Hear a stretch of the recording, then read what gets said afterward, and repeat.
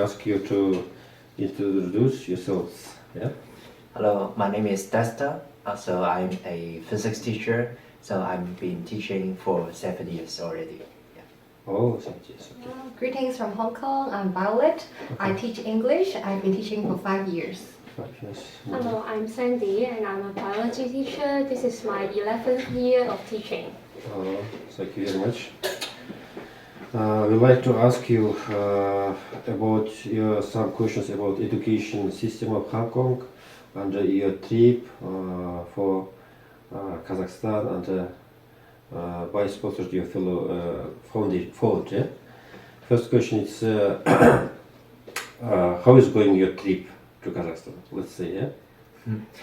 I would say this is an amazing trip. So we have been in Kazakhstan for a week. So we have been in mainly 2 cities. One is in Astana, another one is in Shamkin. So we have visited different kinds of school, Bilім school, NIS, and some rural school as well. So in this trip, we learn a lot from the teachers, not just teachers, but also the students over there and some management men over there as well. Okay, what can you say about rural education? You know, it's how was your experience? Sharing your experience. We know you gave lessons, eh? I would like to add one point. Today I refer to the quote from Michael Sadler. He's very famous in comparative education, and he mentioned that the education actually reflects a country's, a nation's character. And I guess from our trip, we really love the culture here. We are really thankful for the experience, yeah. And we love the culture, we love the people, we even love the education here. Yeah, so talking about rural schools, to our surprise, to my surprise, Yeah. I thought rural schools would be of lower education standard. But we found that actually they share the same similar pedagogy, they share the same lesson plan, and the quality of education is actually more or less the same as those in the cities. Yeah, so we also find it quite amazing that the nation actually implemented everything in every school. Yeah, so this is Okay, it's interesting for us. And why did you choose, especially Kazakhstan? You told us that it's school discipline, yeah? Could you more tell about this? So when we carry our research on which country or which city we want to go visit to learn something from them, so we chose Kazakhstan because in OECD report, actually Kazakhstan is in the top few rank.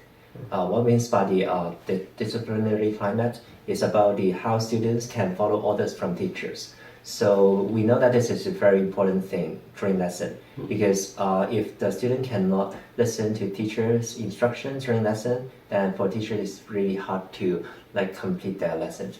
So we are wondering why this country can carry this, why this country can have this such high disciplinary climate. So we are here and to learn. The second point is about the trilingual education here. So similarly, in Hong Kong, we have Cantonese as our mother language, and then English as our second language. And some of the schools, they also use Mandarin. So we are using trilingual in learning. And as we know, in Kazakhstan, you are using your mother language, Russian, and English to learn. So this is quite similar. So we would like to know, is there any difficulties in learning with English, and whether there are any methods to help with the problem? And did you make sure that it's really Kazakhstan, in our class system, it's same as shown in PISA report, that our class discipline is It's great. well organized. Very well organized. Yeah. You know, one measurement for the disciplinary climate is that how much time does it take for the teachers to start a lesson.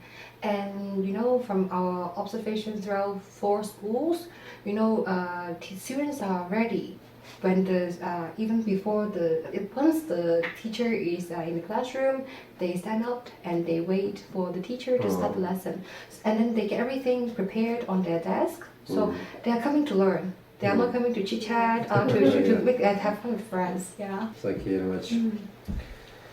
And the next question is a little bit about from your country. Please, could you tell us what is the typical classroom size in Hong Kong, and how does it impact your teaching approach, your class? Yeah, class size, I mean. 25 to 35. In Hong Kong? In Hong Kong, yeah. But it depends on the school as well. But typical average is around 25. I am wondering, despite of this number of children, school children, you are doing best in quality of education. Yeah? 35, it is big number for one class. Yeah. Class size, I mean. Do you agree with me? Comparatively, because when we were in secondary schools, we have a class of 40, and now the number is already reduced. Yeah. And related to this question, for example, in our country, we divide for 2 group class when you teach English and other some subjects. Same in your country? It depends on schools, but as I know, most of the schools, they're trying to separate it into smaller classes to cater for the learners' diversity. Maybe not 1 class into 2, maybe like for our school, it's like 4 classes into 5 classes, according to their ability. It's a really interesting question.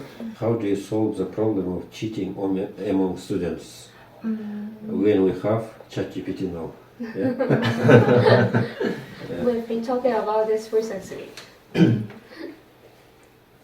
So, you know, there are still no instructions from the government or from the school, any approach we take. Yeah. So I guess as teachers, one thing is that we do, for the assessment to be fair, maybe we do in-class assessment. Yeah. But for those practices at home, I think it's still alright for them to use AI or ChatGPT, because it's also part of their learning. But yeah, they need to filter the information and then to give us the work we would like them to accomplish. Yeah. Before ChatGPT become popular, actually this problem already exists. Like students can use PhotoMath, one of the apps, to solve mathematics. So, so I think the question can reframe as like how a student can utilize or well use of the tools they have. It remains like when I was young, teacher don't let us use calculator to do the calculation, such that we improve some mental calculation as well. But like in higher form, like later on, we need to use calculator to speed up calculator, but we don't call it like cheating. So I think the AI education, the discussion will goes on, but we teacher can think ahead like how we work with AI, because I'm sure that in the future AI will be one of the topic. Yeah. And recently I have a talk with some English teacher. I think he got a really good point. Maybe I can share it like here. So instead of like avoiding students using ChatGPT or other AI tools to for them to write, teacher can force them to like write used by ChatGPT. But in lesson, then teacher asks them to criticize or to comment on the article they're writing. So that's another strategy that let students really use ChatGPT, but at the same time, it's developing their high order thinking skills. Would you like to add something? Something? Not really. Yeah, thank you. Dear colleagues, you know it's PISA and the PIRLS, TIMSS, TALIS, yeah? In our country, it's important to take exam of PISA, for example. We'd like to ask something questions related to this. Are there any specific teaching methods or strategies that are commonly used in Hong schools? Why are you doing, how are you doing progress at keeping this rate in the top 5, for example, PISA? Are there any strategies or methods? Before talking about specific strategies, I would like to say maybe it also because of our culture. Yeah, because Chinese people tend to be really hardworking, and we are very used to doing a lot of practice questions at home, and we have extra classes very often, like especially in senior secondary schools. So I think these factors also add up to why Hong Kong performs so well in the PISA assessments. Yeah, in the classroom setting. In the school setting, maybe I guess a promotion for reading is also very common among schools. Yeah, actually every school should have a reading scheme that we promote reading every day almost. Yeah. Okay, and you told that it's doing best in PISA. It's more related to your curriculum, yeah.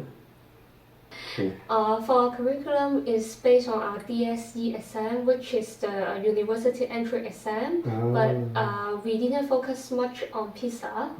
So what we are trying to teach the students to acquire the skills and the knowledge is to solve the final examination in grade 12.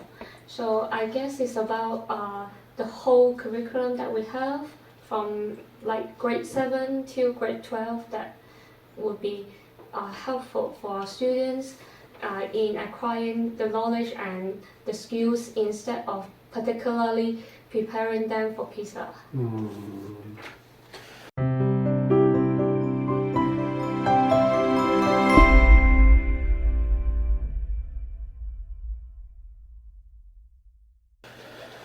Thank you, and it was really good questions. Before I ask it, it's about your teaching. Now we know you are in abroad, yeah? You are. Yes. Now is by business trip, but you have in Hong Kong class. How are you doing? How do you solve this problem? Who is teaching your classes? Yeah. So for our trip, we plan ahead. So we know we're going to have this trip at the start of the year already. So we in Hong Kong we have a supply teacher like system. So when we going to a official leave, maybe taking a course, maybe doing some professional development, so it's okay. But we can put some advertisement on a certain website. Then some supply teacher will get the interview.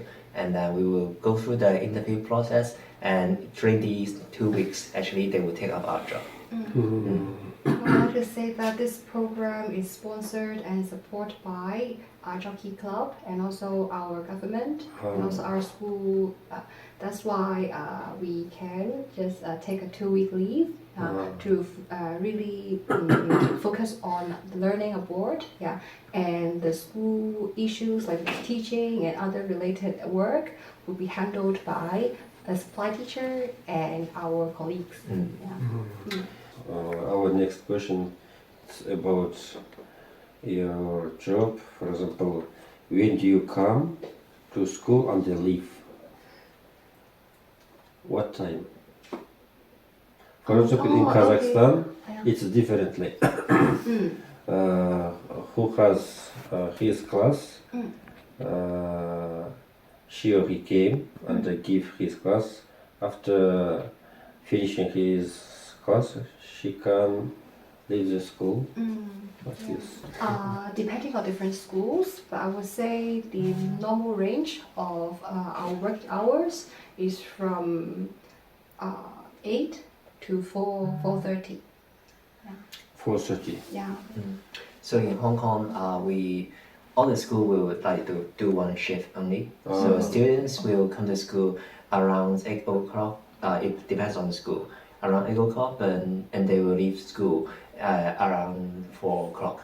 But in Hong Kong, it is very normal that after school they will either have some extra tutorial or some extracurricular activity. So they will like stay in the school maybe until 5 or 6. And maybe you stay for your self development, preparation, yeah? In library, maybe in the laboratory, like this, doing preparation for the next classes. For the next day, yeah. Are there any schools which is 2 shifted or 3 shifted? It's not problem. I don't think now we have only 1 shifted. Yes. In the past, we have 2 shifts. In the primary past, school. yeah, in that primary was school. more than 10 years ago.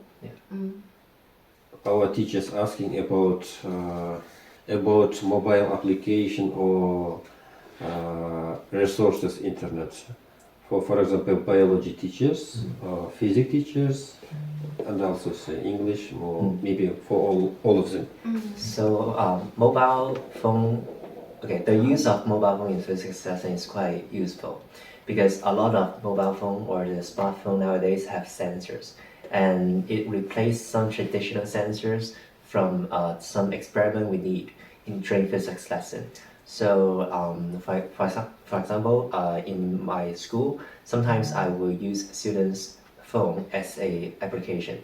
Like they will put their phone on a card and then do the experiment. Then the data will be recorded on that cell phone. So that is, I think in Hong Kong there are some development, some professional development course talk about this topic as well. You know, Hong Kong actually promote e-learning, and we promote BYOD, bring your own device. Usually it refers to iPads, tablets, or a laptop. Yeah. So I guess Hong Kong government, actually the Education Bureau, spends quite a lot of time on developing strategies on e-learning. That we have teaching courses related to different subjects, how to use e-tools, how to use app apps, to facilitate our learning. But I guess everything has both sides, right? So sometimes students, they are motivated to learn because it's fun, they can have some games in the lessons, but still sometimes it's hard to manage their phones. Especially sometimes they are tempted to browse other websites or to talk to their friends using phones. Okay. As for biology, also similar to physics, we may use it for some sensors if we're doing field work, and we can also make use of it to do some virtual lab. Some of the experiment, maybe it takes a long time if we're doing it in real case, so we will be using virtual lab to help. Okay, thank you. And I have already told that we have category level for our teachers, like a category, different moderator, ranks, different ranks. Expert, and researcher, and big one is the masters. We like to know our teachers about. Do you have similar to this? Actually, the ranking system of teachers according to their professional development in Kazakhstan is what we appreciate a lot. Because it shows that a teacher, they can try their best to reach another professional level. In Hong Kong, we actually don't have this scheme or categorization of teachers. Apart from the management, the principal, and the vice principals, we have regular teachers system. We have the graduate mister or mistress. Okay, and we have the senior graduate mister or mistress, and mainly if we want to get promoted to the senior graduate mister, we call it SGM. We need to take up some administrative roles, or we need to mainly we need to lead a department. So it's not really about the teaching or the development as a teacher, like to do research, to open lessons. It's more about the work of administration. Let's next interesting question about teacher training or professional development. How, for example, Dexter, do you develop yourself, your subject, to get higher knowledge?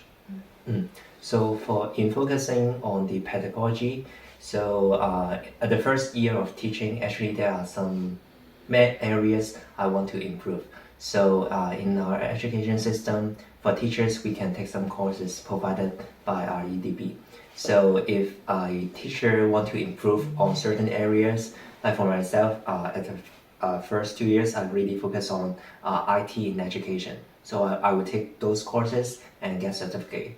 And then I can apply what I have learned in my lesson. And at the same time, I would tell my colleagues as well, such that my experience can be shared and the lesson can be observed. So, and then the other teachers can see whether this strategy is good or not.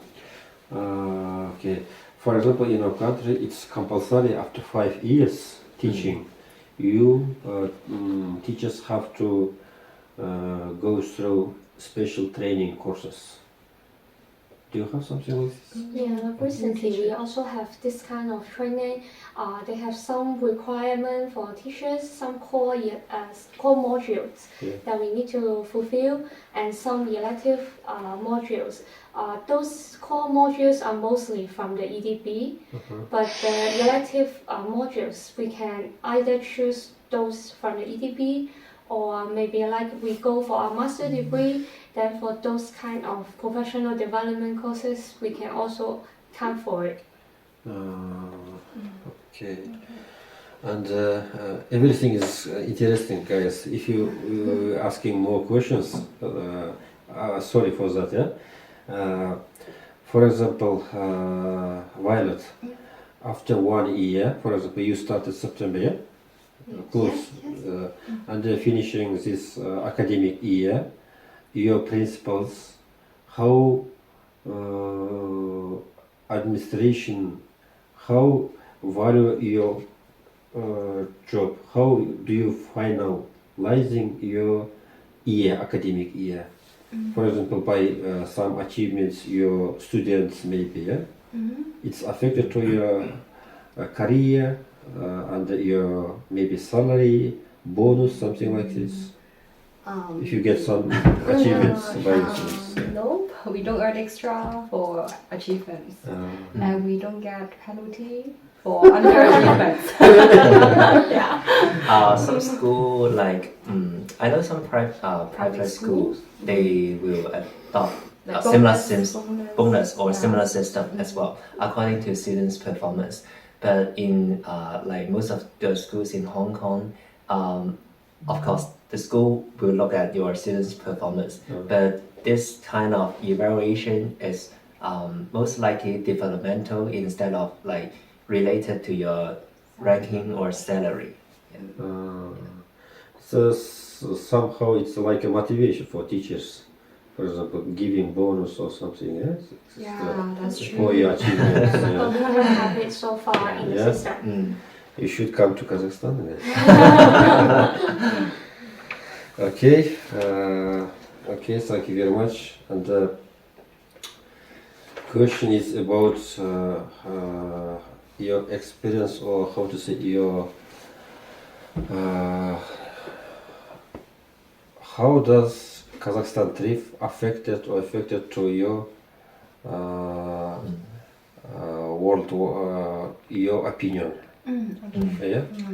Yeah. How does it affect it? First of all, is the professionalism and the passion of teachers. We are all teachers. Sometimes we need to think of solutions, how to solve the problems, no matter it's the learning difficulties or disciplinary management. Here I would like to take this opportunity to really thank all the teachers we have met. Yeah, because of their sharing, because of the methods they adopted, we really learn a lot from them. Yeah, and because of my background, I'm quite aware of different policies, different pedagogical approaches in the world. Yeah, and I found that actually different pedagogies are adapted in Kazakhstan context. Yeah, for example, one day I visited Білім schools. It seems like that they use the Singaporean approach quite well. The shift of task, very efficient, very quick, good management of class tasks. Yeah, and we also in the NIS school, we find it more familiar. Like it's like a British approach. Yeah, everything goes in depth. Yeah, so they have more time for digestion. Yeah. And the task will be longer, yeah, but in depth. Yeah? And I can see, no matter which methods, the teachers here are very confident and they try to find the best methods that fits their students' needs. And this is what I really appreciate, because at school we have different classes, the students have different needs, and we really need to juggle with different methodologies. Yeah. Thank you. Yeah.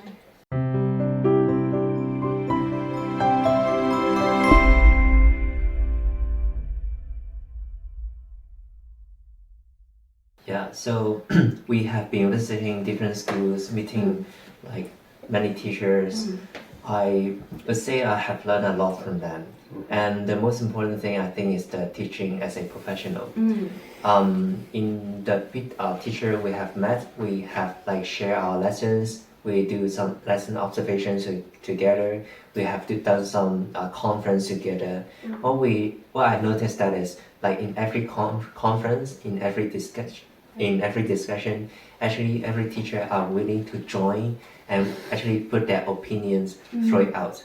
And the purpose of doing that is like to improve their teaching skills together as a whole. Like by sharing ideas, like for example, today we just finished one lesson observations with another physics teacher. The method we have used is quite different, but we have learned from each other because our background, our knowledge is different. So the method we are going to use is different. But by this kind of sharing, we can like, I can create this method into my future lesson. They can use like some inspiration from a lesson to their lesson as well. So as a whole, I think the trip affected me the most is I can really see more and then absorb more method to be like my future career, my future as a teacher to become more professional. Excellent. Sandy, for your question, please. Yeah. We know it's doing best Hong teachers, but question is, in your professional development, professional teacher in your class, overall, Hong Kong teachers has any challenges, problem Yes. in meaning of teaching? In my teaching, right? Teaching and education system overall, general.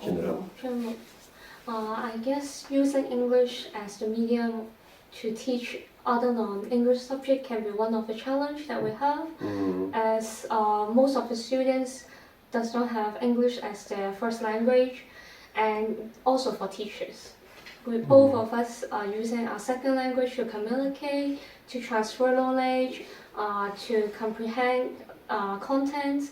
So we need more of those time and methods in order to make things clear, using another language that we are not familiar with.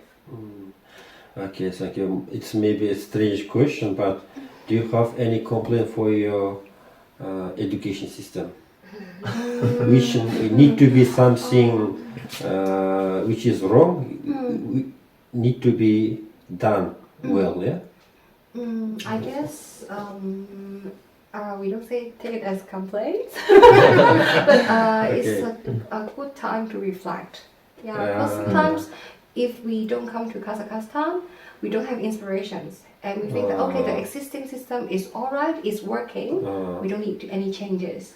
Yeah, I guess one thing we talk about is that we really like the teacher categorization, I mean the different level, different ranking of teachers here, that we can really, you know, this is a kind of quality control of the teacher, control of the teaching, the professional development, the update of your knowledge, yeah, and I think not everyone cannot be good at everything at the same time. So if you're more into research, then you can be a research teacher, right? If you are more into being an expertise, you want to share your lessons, then you can spend more time on it. So everyone, they are finding the path that fits them. Yeah, if I'm not into research, then maybe I just take as a normal teacher, yeah, but still I work hard on my teaching, yeah, so I guess this may be one point we note this time. Yeah. How about you? Yeah. Okay. Thanks, sir. Yeah. May I ask another question, please? It's finalizing. Our parents in Kazakhstan complains and they getting upset about home task. Home task for children, school children. Home task. Home task. Do you give for your school children, for your students, home task? You do at home? Yeah. So I think every teacher have experience on the similar things as well. So when we give homework to students, of course, ideally they will finish all the things at home. So during my early years, actually students submit their work really late or they don't submit the work.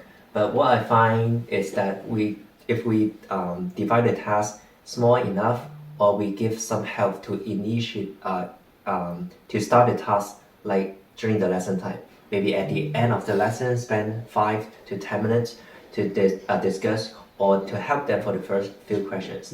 Then after they went home, they will be like feeling better to start the task, to finish the task. Yeah. Okay. And may I ask you, maybe it's how many students in Hong Kong overall, and how many schools and the teachers? For example, in our region, Turkestan, it's 1,000 schools, and the teachers over 6,000. 60,000, yeah. Officially. I just maybe roughly, secondary schools 400. Roughly 400 secondary schools. Secondary schools, 400. Primary schools, I'm not sure. I can tell you like each grade. Yeah, because you know we have the HKDSC, the Hong Kong Diploma of Secondary Education, and candidates number reflect the student number of that year. Yeah, so I guess for recent years it's around 40,000 students for one grade. Yeah, for one grade. So we have 12 grades, and we also have the kindergarten kids. So altogether 15 grades. The calculation. How many? Yeah. Yeah. I'm not sure. Yeah. But this data we can find it easy. Yeah. Yeah. As for teachers, I think it's about 10,000. 10,000. We have around 10,000 teachers. Some questions for Dexter for you. We know you are chairman of Hong Kong Interschool Creative Paper Airplane Competition Committee. Yeah? Yes. Please, could you share your about this job or work project, and if our teachers can join looking at your love to. website maybe. Yeah. So maybe I talk about some initiative first. So we start this competition like around 3 years ago. So to promote the STEM education in Hong Kong. So the coincidence is that we went to Macau one time in joining the paper plane competition, and we find that making paper plane or folding paper plane actually is a very good learning. It's a very good learning point for students, because when folding the paper airplane, actually they can learn the STEM, like the science, why the paper airplane can fly. some like technology that we can detect. Okay, so what is the flight time during the mid-air? And when the student exploring different kinds of paper airplane, they can do some like mathematic summarization. So it's a good theme, yeah, all-in-one topic. So we start this competition like when students get into this topic, it's like a project-based learning. So, but we don't just focus on the student as well.